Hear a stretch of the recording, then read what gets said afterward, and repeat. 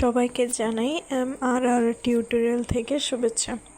গত ক্লাসগুলোতে আমরা মোটামুটি এই কিছু প্রশ্ন দেখেছি।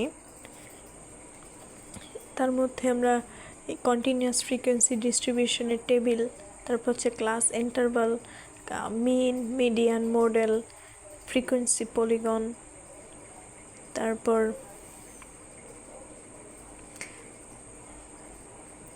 অগিভ কার্ভ, তারপর ওখান থেকে আবার মিডিয়ান বের করা, যে অগিভ কার্ভ থেকে আমরা মিডিয়ান বের করা শিখেছি। এরপর হিস্টোগ্রাম থেকে আমরা ফ্রিকোয়েন্সি পলিগন বের করা শিখেছি।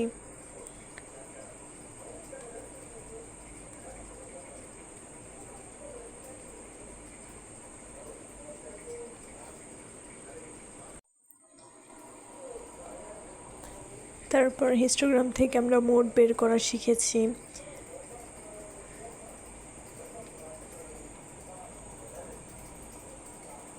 আজকে আমরা মোটামুটি অনেকগুলো কোশ্চেনই সলভ করেছি। এখন শুধু কিছু কাজ দেওয়া হয়েছে, এই কাজগুলো আপনারা করলে আশা করি বুঝতে পারবেন। আর কোনো সমস্যা থাকলে আমাকে জানাবেন। তো আজকে আমরা আরেকটা শিখবো হচ্ছে পাই চার্ট, মানে পাই টেবিল বলা হয় এটাকে।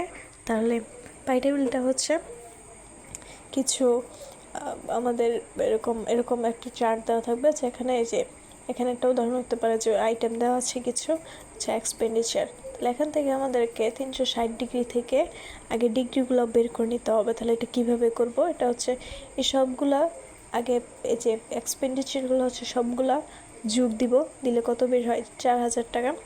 এই 4000 দিয়ে এই যে প্রত্যেকটার এক্সপেন্ডিচার ভাগ দিতে হবে। এখানে 1200, অর্থাৎ এই যে 1200 ফুডের বেলায় 1200, তারপরে এই যে ক্লথিংয়ের বেলায় 800, 600, প্রত্যেকটারে এই নেট ব্যালেন্স দিয়ে ভাগ দিয়ে 360 ডিগ্রি দিয়ে গুণ দিতে হবে। তাহলে গুণ দেওয়ার যেগুলো বেরোবে সবগুলো যোগ করে যদি 360 ডিগ্রি বের হয়, তাহলে আমরা বুঝবো আমাদের ম্যাথ ঠিক আছে। এবং এই যে ডিগ্রিগুলো জাস্ট এখানে CDF-এ লিখেছি।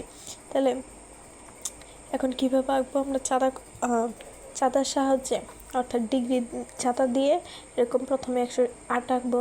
তারপর আবার এই লাইন থেকে হচ্ছে এই যে 72 ডিগ্রি, এই লাইন থেকে 54 ডিগ্রি, 36 ডিগ্রি, 90 ডিগ্রি, অর্থাৎ এটা পুরো একদম মিলে যাবে। এভাবে আমরা আমাদের পাই চার্টটা আঁকতে পারবো।